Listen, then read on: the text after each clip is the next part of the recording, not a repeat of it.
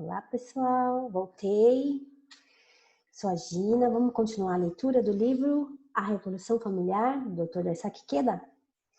Vamos lá, mais um capítulo. Um remédio valioso para superar o tédio na vida de casados. Interessa, né? Diz um provérbio inglês: o casamento derruba a tristeza pela metade, dobra a alegria e aumenta ao quádruplo as despesas. Este famoso epigrama relata agudamente os sofrimentos da vida familiar. Embora seja uma observação espirituosa desfrutada por todos os ingleses, devemos também compreender que a nossa esperança em relação ao futuro existe dentro desses sofrimentos. Em outras palavras, o sofrimento constitui a razão e o desafio para uma vida de valor. Um homem procura o objetivo na vida através do seu trabalho. Para uma mulher, a vida gira em torno da família e dos seus sonhos de dirigir essa família de maneira feliz através da afeição maternal. Uma vez obtido isso, entretanto, esta atmosfera familiar de paz causa uma existência tediosa para a dona de casa. Uma existência totalmente pacífica possui sempre um elemento venenoso. É a falta de algo muito importante na vida. Uma amiga minha, a senhora A, tinha 2 crianças felizes e um marido que estava seguramente empregado nas linhas ferroviárias nacionais. Nenhum problema particular defrontava a família. Após despedir-se de sua família na manhã, seu marido para trabalhar e suas crianças para a escola, ela encontrava a mesma tediosa rotina defrontando-a. Ela deveria lavar roupas, fazer as compras e taxar o orçamento familiar. Em consequência, seus afazeres diários eram mecânicos sob todos os aspectos. Poderia calcular os aumentos no salário durante o ano, inclusive quanto iria receber na aposentadoria. Afinal, a senhora A não pôde suportar por muito tempo a monotonia de sua vida pacífica. Veio a compreender que contribuir para a vida familiar como uma mera esposa não tinha sentido. Começou a sonhar com o que ela e seu marido fariam após a aposentadoria e decidiram que se ocupariam de um novo negócio. Começou a elaborar um plano que envolvia um programa de estudo e preparação. Seu sonho começou vagarosamente a tomar forma assim que iniciou um plano de economia quinquenal, a qual retirou de seu orçamento doméstico. Ao mesmo tempo, absorveu-se no estudo das técnicas do novo negócio, uma tarefa que ocupou muitas de suas horas. Embora tivesse então muito mais sofrimentos, o aborrecimento de frustração, que uma vez preenchera sua vida, desapareceu. Agora existia um desafio diário, desafio este que a enchia de esperança em relação ao futuro de sua família. Hoje, muitas donas de casa sofrem o tédio do lazer racionalizado. Essa condição existe não somente nas cidades, mas também nas aldeias pesqueiras e agrícolas. Não é exagero dizer que os problemas que defrontam as mulheres de hoje são iguais àqueles que as mulheres de uma rica sociedade do passado sofreram uma vez. As donas de casa que escapam do tédio podem ser consideradas mulheres sábias.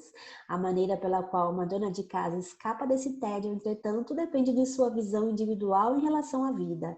O surto de lazer, uma expressão em voga hoje, proporciona uma medida adequada à vida de uma mulher moderna. A vitalidade renovada pelo lazer deve ser concentrada em trabalho que exija um objetivo firme e construtivo. Em outras palavras, sou da opinião de que a vida verdadeiramente digna pode salvar-nos de uma vida tediosa. A realização de um lar pacífico pode ter trazido lazeres, mas lazeres não indicam uma verdadeira estabilidade de uma vida familiar. A paz instável com a qual a sociedade se confronta hoje torna-se uma ameaça para a família. As discussões entre marido e mulher podem tornar-se críticas quando o tédio envolve a família. É algo como erupção vulcânica. Não há problema em pequenas erupções, mas uma grande erupção traz, às vezes, resultados irreparáveis. É aconselhável, todavia, repetir erupções menores. Se a intensidade de uma discussão entre marido e mulher é como uma erupção vulcânica do Monte Yasu, Monte Azama ou Monte Sakurajima, é prova de que a vida familiar é muito ativa e pacífica. Aí as referências de montes lá no Japão, a gente não entende muito o que quis dizer essa essas palavras metafóricas, né?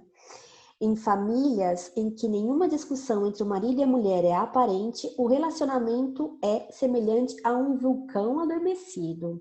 Eles conduzem uma vida cansativa, refreando ressentimentos, até que finalmente horríveis resultados tomam lugar no dia em que, de súbito, entra em erupção. Uma erupção deste tipo não somente transformará a forma da montanha, mas as lavas e as cinzas escorridas causarão um grande dano ao terreno que a circunda. Em outras palavras, uma discussão deste tipo terá um efeito tremendo sobre todos os membros da família. Uma pequena, insignificante briga familiar é perfeitamente ilustrado em um drama de rádio intitulado Pequena Discussão em um Casamento Feliz, escrito por André Malsous, da França. Aí nós presenciamos um segmento de uma discussão entre um marido enfastiado e sua esposa. A esposa: querido, o que aconteceu com você hoje? Marido: nada. O que pode haver de errado comigo? Esposa: você está mentindo, Felipe. Eu posso dizer isso agora mesmo. Você parece tão pálido, nem mesmo leu o seu jornal ainda. Se você não está aborrecido com nada, então deve estar doente. Marido: você é muito intrometida. Não estou lendo o jornal porque não há nada de interessante nele. A razão por que não falo a você é que tudo o que você fala é sobre um encanador ou sobre um eletricista. Não estou interessado. Não tenho nada que me aborrecer com isso. Se você quer saber, estou muito feliz. O relatório da minha companhia foi até mesmo elogiado hoje. Esposa: então você deve estar mal, lamenta ela nervosamente. Nem mesmo comeu seu almoço favorito. No minuto em que você deixou a mesa, foi deitar-se no sofá. Não é a prova de que não está sentindo bem? Marido: não, por favor, não me aborreça. Sua previsão é pior do que a previsão do meteorologista. E a conversação continua. É somente uma leve discussão, uma erupção insignificante que é realmente um estratagema de segurança para a vida de casados. Uma pequena discussão dessa natureza é necessária a fim de que um homem e uma mulher vivam juntos. Uma solução para a vida maçante. Por outro lado, qualquer discussão que abale a confiança de qualquer um dos participantes é perigosa para um casamento. Bem interessante, né? A dona de casa, que quando no começo desse capítulo, que dedicou a sua vida, a família e tudo, em determinado momento ela pode estar se sentindo desnecessária e tediosa. E aí pode ser que comece a atormentar o marido. Eu acho que eu estou vivendo nessa fase. Então, buscando outros propósitos, né? Isso que é interessante, está sempre em movimento. Criação da nova vida familiar. Em muitas palavras, em muitas famílias de hoje, ambos, o marido e a esposa, trabalham. Em consequência, chegamos a um ponto em que não mais podemos cumprir a bela teoria da vida familiar. Há muitos que dizem que as esposas que trabalham criam um novo tipo de crise familiar, aqueles que resultou no título em voga de crianças chaves para seus filhos. Com toda a honestidade, entretanto, não podemos simplesmente acusar estas mães, fazê-las sentir envergonhadas de si mesmas por trabalharem. Hoje, há mães que trabalham no mundo todo, evidência da nossa avançada civilização. Eis porque devemos exercer esforços para criar um novo sistema familiar, sistema esse que seja condizente com a nossa vida moderna. As escolas maternais, por exemplo, deveriam atingir o padrão daquelas da Europa e dos Estados Unidos, e deveriam ser a consideração de um amplo projeto de bem-estar social. Em outras palavras, a incompetência da política pode ser censurada em virtude dos problemas existentes do nosso presente sistema familiar, mais do que pelo fato de que ambos os pais trabalhem. Embora os influentes políticos estejam voltados com orgulho para o grande desenvolvimento econômico que se vem alcançando, eles parecem estar indiferentes ao fato de que um grande aumento do número de escolas maternais totalmente equipadas resolveriam os problemas dos pais que trabalham. Estão eles cegos, uma vez que suas esposas não têm necessidade de trabalhar? É tempo de se admirar a família que trabalha, uma vez que ela colocou uma meta que continuará no futuro. Concordo plenamente com o livro É Domingo, Obrigado, Mamãe, de Moeko Tawara, que se ocupa diretamente dos problemas da família.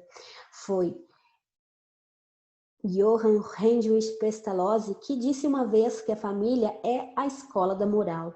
Desde o começo do tempo, a família tem sido o fundamento para a educação moral. O fato de a família estar mudando torna necessário estabelecermos alguns métodos novos a fim de assegurar a felicidade da nossa sociedade futura. Acredito firmemente que a revolução social para uma sociedade ideal pode ser concretizada com sucesso somente quando um novo fundamento for, afinal, estabelecido para o nosso sistema familiar presente. A nota de rodapé, né, sobre crianças chaves. Termo empregado para descrever as crianças cujos pais trabalham, crianças estas que têm que carregar chaves próprias de suas casas. Ah, que interessante, eu não conhecia essa expressão. É super normal, né? Hoje a gente vê muito criança que vai também de van escolar, né? Que chega em casa, abre com a própria chave, não tem ninguém esperando por ela e se vira sozinha. E isso aqui foi escrito em 75, né? Hoje nós temos ainda as mesmas questões a se desenrolar, porque o que eu percebo é que ainda não houve um processo que realmente facilite essa nova família, né? Esse desenho moderno da família, que a mãe, né, se não trabalha, tem que estar se ocupando, porque já conhece os exemplos, né? Então tem que estar procurando coisas para não descarregar depois na família e não culpar os filhos por não ter feito o que quis fazer, por exemplo, né?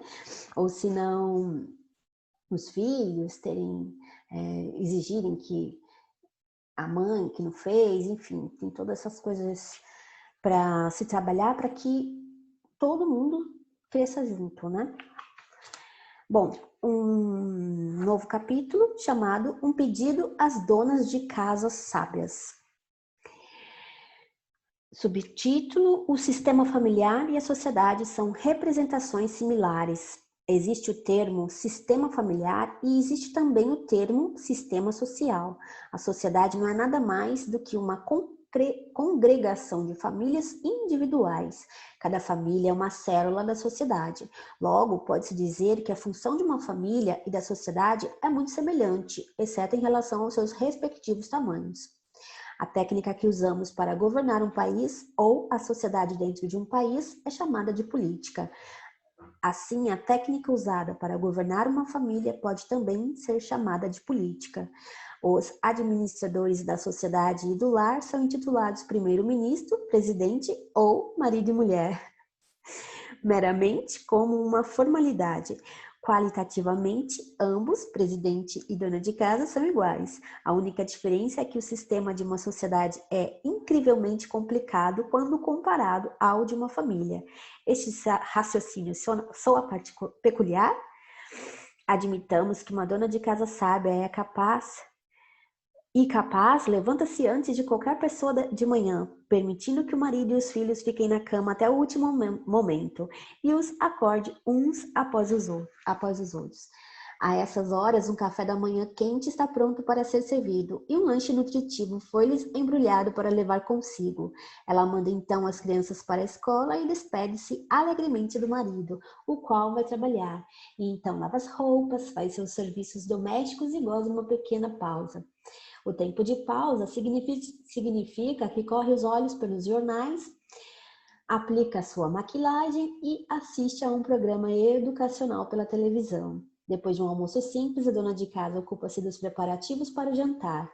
Dobrando uma sacola de compras em um braço, sai para o mercado, onde cada compra é carinhosamente selecionada para ajustar dentro do orçamento familiar. Continuamente presta atenção pensando em como poderá preparar de maneira econômica um excelente jantar. Não somente se preocupa com a comida, mas se preocupa também com as camisas, meias e roupas íntimas da família. Não há nada como uma pechincha ou uma liquidação especial para cativar o coração de uma dona de casa. Meu Deus, as crianças logo estarão em casa. De súbito, percebendo a hora, rapidamente compra uma variedade de petiscos e precipita-se para casa. As crianças voltam e tomam seus refrescos, enquanto a mãe pacientemente ouve suas tagarelices. Elas faz sentar então em suas carteiras para fazer as lições de casa. Enquanto as crianças estão estudando, prepara a refeição da noite. O marido volta para casa. Seu banho está pronto. Sobre a mesa há um arranjo artístico de saborosos aperitivos. Uma garrafa gelada de cerveja ou vinho o espera. Ele está com boa disposição. As crianças apressam-se com ânimo para acompanhá-lo à mesa. Os prazeres da vida familiar parecem ter sido quase desenhados por essa família. Comercial de margarina, né? Um pouquinho diferente da nossa realidade. As satisfeitas crianças ficam sonolentas. O marido está de bom humor, ansioso pelo amanhã. Um bom repouso produz vitalidade e nova energia. Após livrar-se das louças do jantar, a esposa fala alegremente com o marido sobre as tarefas da família e dos seus planos em relação ao futuro. O orçamento familiar está em dívidas. A esposa pode até mesmo ter uma pequena economia colocada de lado. Ela não tem queixa a fazer, tem somente que confiar e amar os membros da sua família. Esse tipo de família produz maridos capazes e talentosos e crianças sadias, cheias de vida. Que maravilhosa esposa e mãe não será esta mulher? Ela é uma política capaz. Se os políticos de um país somente considerassem as responsabilidades do seu país com a metade da consideração que essa esposa mostra em relação aos afazeres domésticos, os assuntos do país seriam maravilhosamente administrados. Os deveres de uma dona de casa e os de um político têm muita semelhança. Como pode um político incapaz de dirigir sua própria família estar apto a governar um país? Pergunta sábia, hein? O Dr. Sun Yat-sen, um político e filósofo chinês, deu ênfase à tradicional ideologia do seu país nos seus 3 princípios do povo, que eram leis do povo, autoridade do povo e subsistência do povo. Conjuntamente, esses princípios advogam o desenvolvimento de cada indivíduo, o cultivo da família e um país próspero. A combinação desses 3 princípios faz um mundo feliz. A ausência desses 3 princípios resultará numa sociedade caótica. Se o amor e a confiança, as bases para uma família feliz, refletirem sobre os sistemas de uma nação, esta se tornará pacífica. Ao notar que a confiança e o amor de uma família inteira existem dentro da dona de casa, os políticos de verdadeira consideração pela responsabilidade deveriam aprender das donas de casas capazes. Nas famílias comuns, a luta de classes não existe, exceto num caso ameno de aborrecimento familiar. Observando este fato, não é impossível conceber uma sociedade sem luta de classes ou exploração. O trabalho de uma dona de casa está se tornando cada vez mais brilhante. As modernas conveniências têm lhe dado muitas horas de lazer para desenvolver-se, tanto espiritual quanto culturalmente. Espero sinceramente que a sabedoria das donas de casa continue a se expandir, a fim de que elas possam demonstrar mais suas habilidades e destreza como grandes políticas do lar. Interessante, né? Hoje em dia, essa estrutura familiar não rola mais. Até porque os homens querem as mulheres independentes e as mulheres querem os homens para dividir todas as obrigações da casa, da família e tudo. Então, é realmente um modelo para se procurar o equilíbrio hoje, né? Que já não casa mais com esse modelo aqui que nós estamos assistindo nessa leitura. Subtítulo: O trabalho de um homem depende da força de uma mulher. A questão mais penosa de uma família é a relação humana. Este problema existe nos relacionamentos entre donas de casa e sogra, entre pais e filhos e entre marido e mulher. Para a dona de casa, o maior problema nas relações humanas existe entre ela e seu marido. O marido é frequentemente o crítico da esposa. Há uma passagem nas sutras do budismo Hinayana onde se lê: no mundo há 7 tipos de esposas. O primeiro é como uma mãe, o segundo, uma irmã mais nova, o terceiro, uma boa amiga, o quarto é feminina, o quinto, uma doméstica, O sexto, uma reclamadora. E o sétimo é um demônio. Se você for esposa, é uma boa ideia saber que tipo de esposa você reflete. Isso é necessário porque o amor pode ser aperfeiçoado somente através do verdadeiro reconhecimento de si mesma, bem como do marido. Por isso é também necessário que seu marido reconheça o tipo de esposa que você é. É aquela coisa, né? Se a gente não souber onde tá, é difícil saber que direção tomar, né? Porque não dá para nem reconhecer o caminho que você tá, se tá errado ou certo. Então, parte do princípio de saber onde eu tô. Então, vamos lá, vamos identificar os tipos aqui de esposas. O primeiro tipo, a esposa maternal, é uma esposa que tem fortes instintos maternais. Ela não se satisfaz a menos que esteja cuidando do seu marido sobre todos os aspectos. Embora ele possa ser o patrão do lar, cuida dele como se tivesse 3 anos de idade. Às vezes ela o conforta e outras o persuade. Seus instintos sabem como arrancar sua melhor natureza. Às vezes ela tem a tendência de se tornar autoritária, mas ainda sua família permanecerá pacífica e feliz. O tipo irmã mais nova é aquele que trata o marido como um irmão mais velho. Dos afazeres do lar aos assuntos sociais de vizinhança, ela se movimenta de acordo com suas instruções. Esse tipo faz uma vida familiar feliz. Não tem conflito, né? Porque se ela segue o marido e tudo. A esposa boa, amiga, pode conversar com o marido sobre qualquer assunto. Como um casal, podem discutir, aconselhar e encorajar-se um ao outro sobre todas as questões que concernem as suas vidas. O marido e a esposa são unidos por uma confiança e respeito mútuos, um relacionamento muito íntimo. Juntos podem construir uma família feliz. A esposa feminina é sempre discreta. Ela trabalha duro, não fala muito e sempre age de maneira prudente. É mais difícil, né? Ela dá crédito ao marido para qualquer êxito e sente-se totalmente responsável por qualquer fracasso. Tenta manter a harmonia na família e é sempre uma boa companheira. Ah, não, ficou pesado esse negócio de sentir-se culpada, né? A esposa doméstica é aquela que trabalha muito no lar, devotando-se completamente à família. A esposa ciumenta e reclamadora alimenta raiva e ressentimento contra o marido, não se familiariza com o lar e por nada afirma que vai sair do lar. Eita! Não tenta ser uma boa esposa e está sempre discutindo com o marido. Este tipo de esposa é calamitoso. Percebi mesmo. A esposa demônio é de se temer.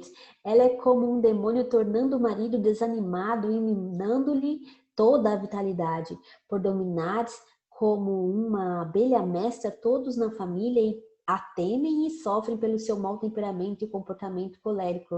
Esse tipo triste mesmo, hein, pessoal? Esse tipo aqui é de destruir qualquer lar. Por isso que diz, né, que a mulher sábia é dificular, tem que procurar ter sabedoria mesmo para desempenhar seu papel aqui, né? Renard, escritor francês, aí já não sei se é assim que se pronuncia. Bem, retrata o comportamento de Madame Rouvic em sua obra Carrots, como a típica esposa demoníaca. Carrots, um menino de cabelos ruivos, cuja face é coberta de sardas, é o filho de Madame Rouvic. Ela o trata como um enteado. Ele é filho, mas é tratado como enteado? O senhor Rouvic, embora ciente da infelicidade de seu filho,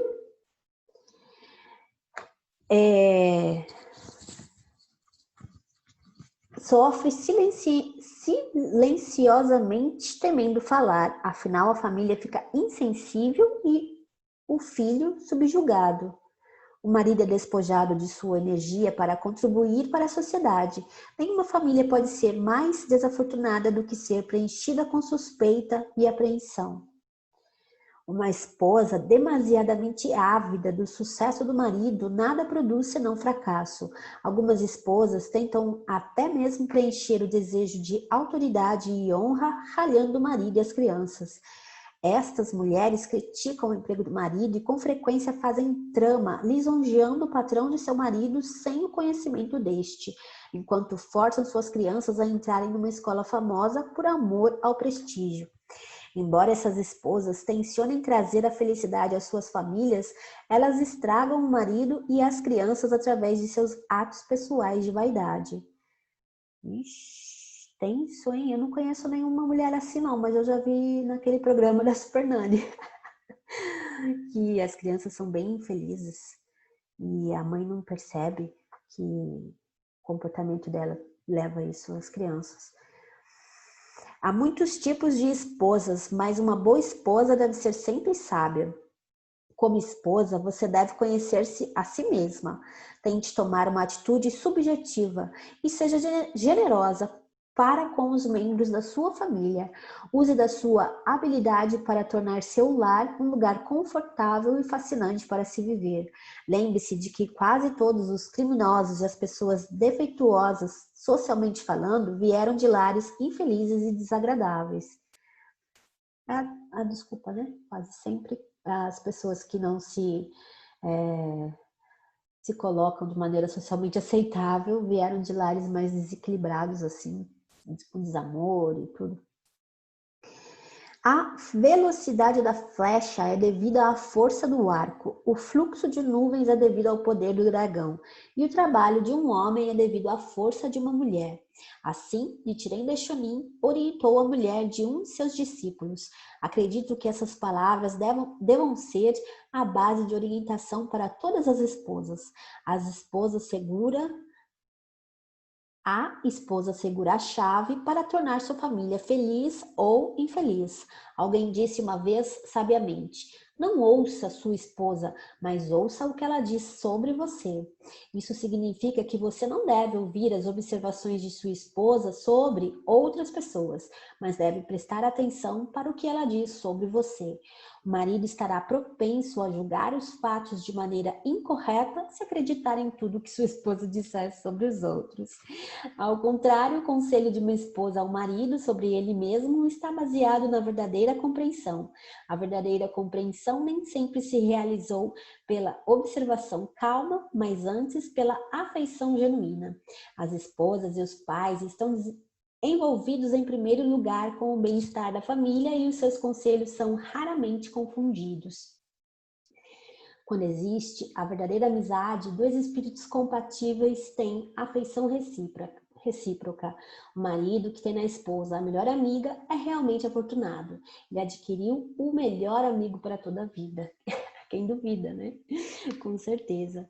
Nesse trecho ele cita Nichiren Daishonin, né? O Buda original no período de Mapo, nascida em 1222 no Japão, que expôs o Nam-myoho Renge-kyo das 3 grandes leis secretas para a salvação de toda a humanidade. O budismo que o presidente Kida, né, o Dr. Saki Kida segue e representa. Bem, nós já lemos bastante por hoje. Amanhã eu volto lendo esse trecho chamado Como Ser uma Dona de Casa de Sabedoria. Tá bom? Por hoje é só. Até a próxima.